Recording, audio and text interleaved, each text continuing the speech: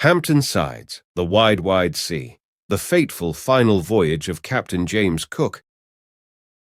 Captain James Cook's voyages have recently come under scrutiny as part of a broader reassessment of colonial legacies. Though Cook himself was primarily an explorer and cartographer, his expeditions heralded the arrival of European colonizers, bringing with them guns, disease, and exploitation that deeply affected indigenous peoples across the Pacific, from New Zealand to Alaska. This narrative history focuses on Cook's third voyage, the most dramatic and extensive of his travels, involving over 180 men and spanning thousands of miles. It chronicles not only Cook's epic journey, but also the broader implications of his expeditions, offering a complex view of their enduring global significance. The pride of Great Britain. In 1776, Captain James Cook was at the peak of his fame. He was a world-renowned explorer who'd charted the iciest corners of the planet. His two monumental voyages were hailed by England's King George III, as well as by scientists and anthropologists everywhere. His personal life, however, was less glamorous. He lived a modest life in London with his wife Elizabeth, enduring a strained relationship due to his frequent absences at sea. Elizabeth had endured the grief of losing 3 of their 5 children while Cook was away, and Cook himself felt restless at home, longing for the purpose and discipline of naval life. Cook's rise from a farm manager's son to a celebrated explorer was remarkable. His career began in the coal-hauling ships of Whitby, leading to a Royal Navy commission to observe the transit of Venus in the South Pacific, which launched his legendary status. Cook was not only a skilled navigator, but also an early anthropologist who approached indigenous cultures with respect. He made significant advances in preventing scurvy among his crew and revolutionized navigation with the newly invented marine chronometer, which allowed him to map new territories with remarkable accuracy. Now, in 1776, the 46-year-old Cook was drawn back to exploration by a new Admiralty mission. This expedition had an element of secrecy to it. Part of the mission was to explore the icy northwest coast of North America in search of the Northwest Passage, a route that might provide English ships passage from the Pacific to the Atlantic. Cook eagerly accepted the command of this final voyage. While some thought it hubris for him to press his luck on a third journey, he was driven by a passion for exploration and belief in his continued success. This final voyage promised to extend his legacy, blending his achievements in exploration with his unrelenting curiosity.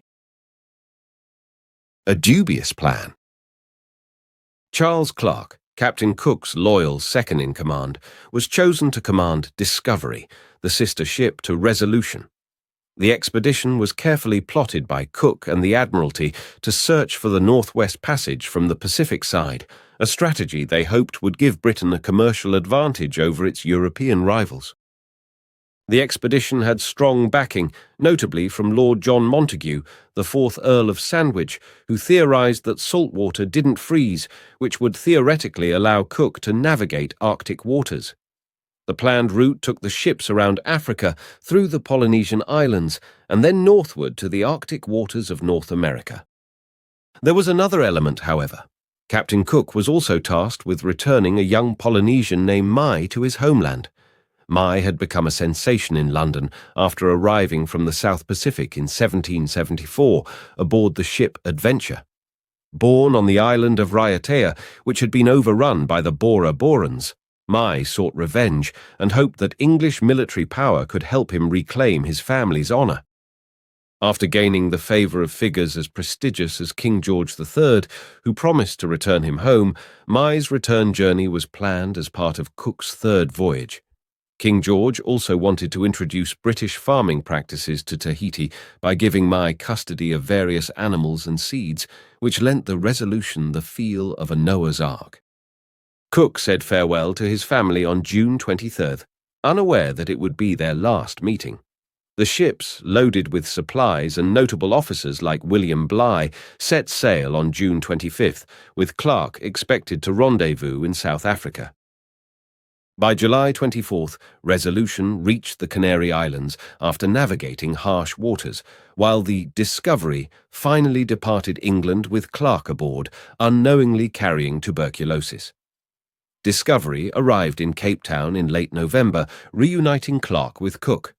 After a month of rest and repairs, both ships continued their journey into the unknown, with Cook setting a course for New Zealand, compelled by instructions to revisit a grim incident from his second expedition. This involved an episode on New Zealand's South Island, where 10 sailors from Adventure had been killed by members of the Maori tribe, some reportedly mutilated and eaten. The incident had shocked Britain, and while Cook had positive encounters with the Maori during his previous visits, he was determined to investigate and understand the reasons behind this violent event. A complicated return home. On February 10, 1777, the Resolution and Discovery approached New Zealand's South Island. Initially, the Maori believed that Cook was there for revenge. With Mai as translator, Cook tried to assure them that his intentions were peaceful. As the crew set up tents and the animals were brought out to graze, tensions began to melt. The Maori had never seen horses or cows before. Their curiosity piqued, the Maori began to approach in increasing numbers, leading to a bustling scene of trade and interaction. Cook began his investigation, and soon learned that a Maori chief named Kahura was known to have led the massacre of the Englishmen. Apparently, after a Maori tribesman had stolen some bread, one of the sailors overreacted and shot him. This had led to a violent altercation that resulted in another tribe member being killed. Chief Kahura then led an assault that killed the 10 English sailors. When Cook met Kahura, and Kahura admitted to the killing, even Mai believed that Cook should have shot Kahura on the spot. But both Cook and Captain Clark agreed that more violence was not the answer. Cook was already worried about how European contact has affected indigenous cultures, and he didn't want to cause further disruption. With the mystery solved to his satisfaction, the ships sailed on to Tahiti and the Society Islands. Tahiti was already well known by the crew for its legendary beauty and pleasures. But for Mai, the return to his homeland brought a mix of joy and anxiety over how he would be received after his years away. In speaking with the local chief, Cook became convinced that Mai would have trouble staying. Despite Mai's blessing from King George, he was still seen as low status due to his family heritage. For his part, Mai didn't really care. He remained fixated on seeking revenge against his enemies, the Bora Borans, so Cook decided to move on and try elsewhere. When they came to the island of Hua Hin, Cook found the tribal chief very amenable to the idea of welcoming Mai. The chief gave Mai a plot of land, and the crew built a house, planted a garden, and unloaded the menagerie of animals. When it came to farewells, Mai was in tears, hugging Cook, who'd become something of a father figure to him.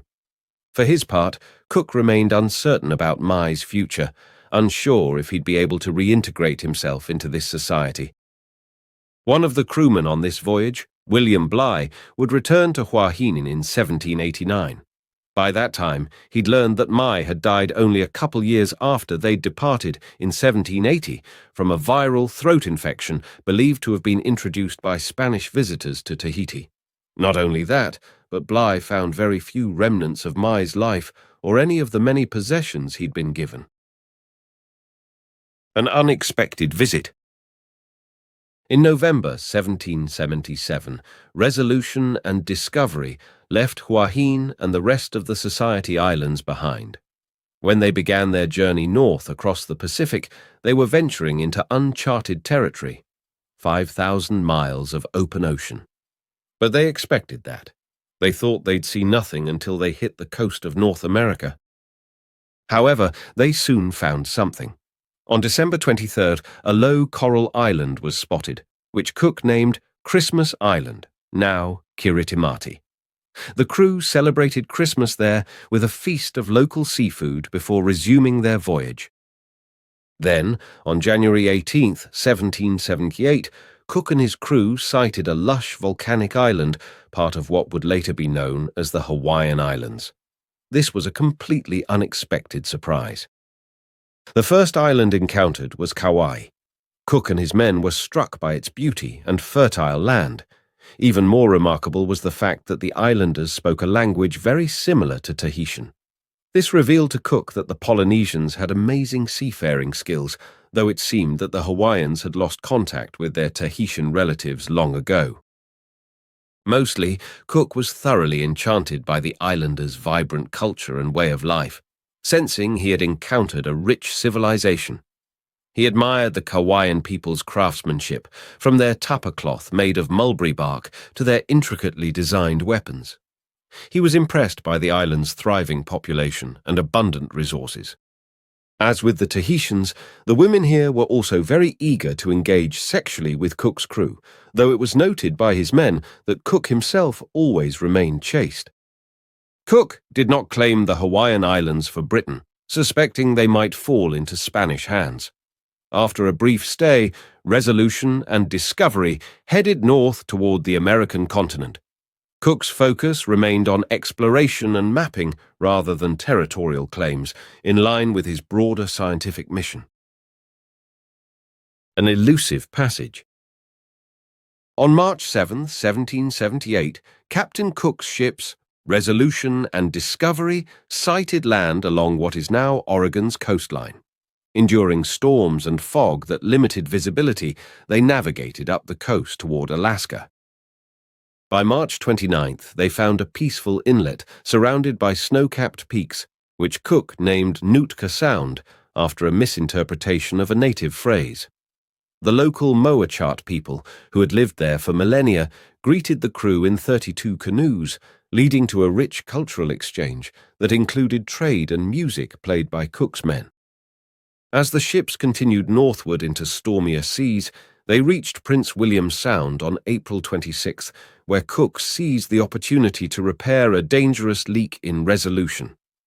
After sending exploration teams into the bay's two major arms without success, Cook pressed on through treacherous waters along the Kenai Peninsula. On May 25th, they discovered what was later named Cook Inlet, though Cook cursed it as a waste of time after finding it unproductive. By July 1st, Cook's expedition found a true passage to the Bering Sea, navigating through the Aleutian Islands and along Alaska's west coast, where he named various landmarks. A week later, Cook reached Cape Prince of Wales, the westernmost point of Alaska, and briefly visited the eastern edge of Asia, where the Chukchi people welcomed him with whale meat and shared their way of life. By August 11th, Cook had crossed from Asia back to North America, becoming the first captain to cross both the Antarctic and Arctic circles. However, as Cook ventured into the Arctic Ocean, he encountered a massive ice wall, quickly disproving Lord Sandwich's theory that salt water doesn't freeze.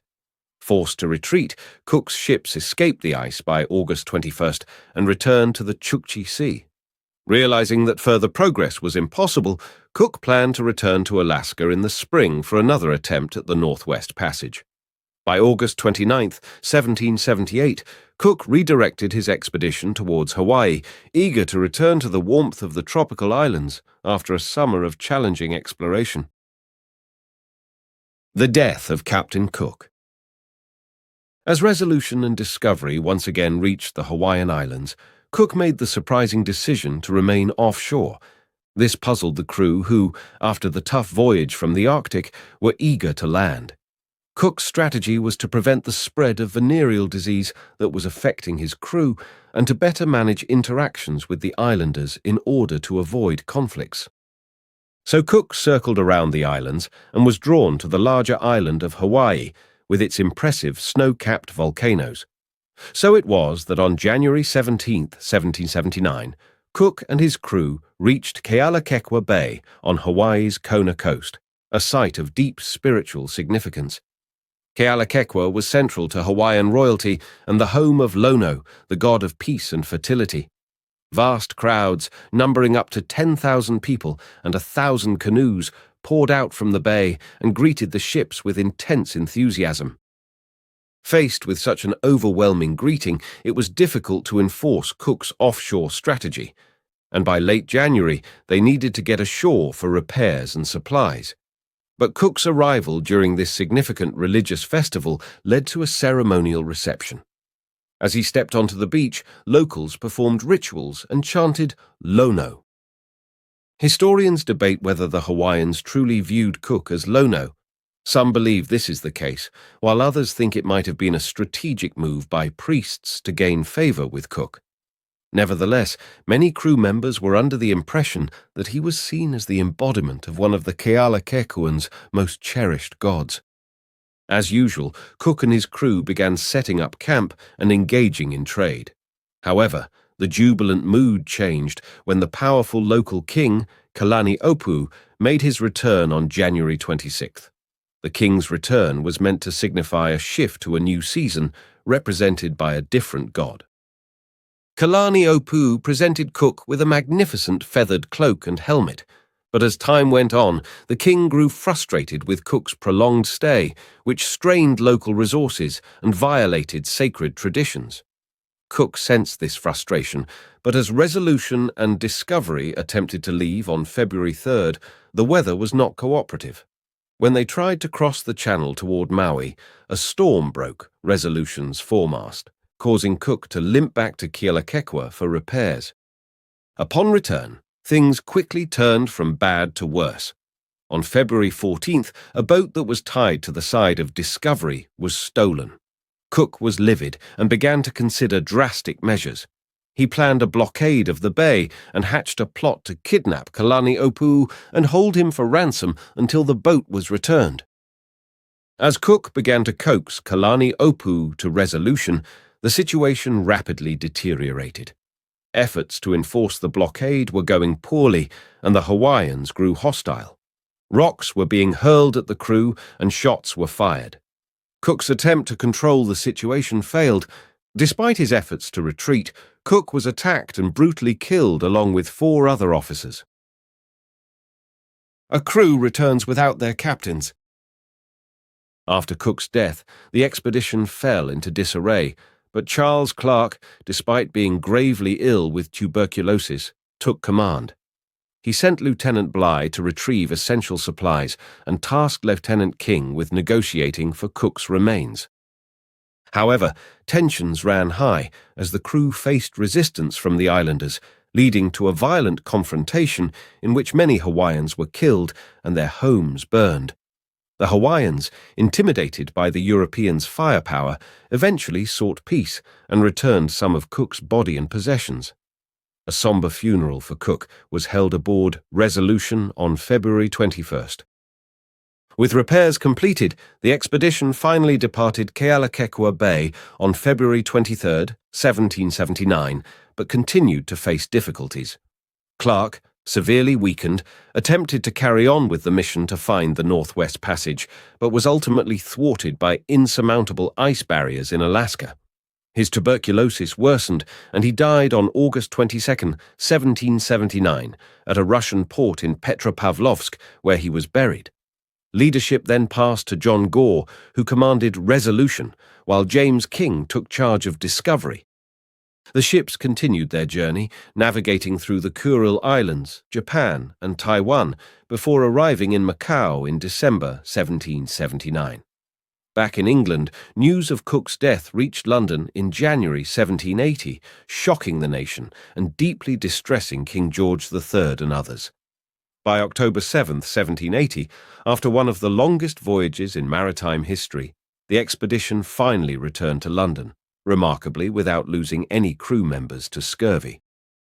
Cook's legacy, however, endured in Hawaii, where his bones became part of local rituals and his memory was woven into the island's history. Over a century later, in 1874, the Hawaiian Princess Likelike gifted a white obelisk to mark the site of Cook's death, a monument that continues to attract visitors, though it has been a site of contention. When the author visited the memorial site, the obelisk had been vandalized with red paint and a message: "You are on native land."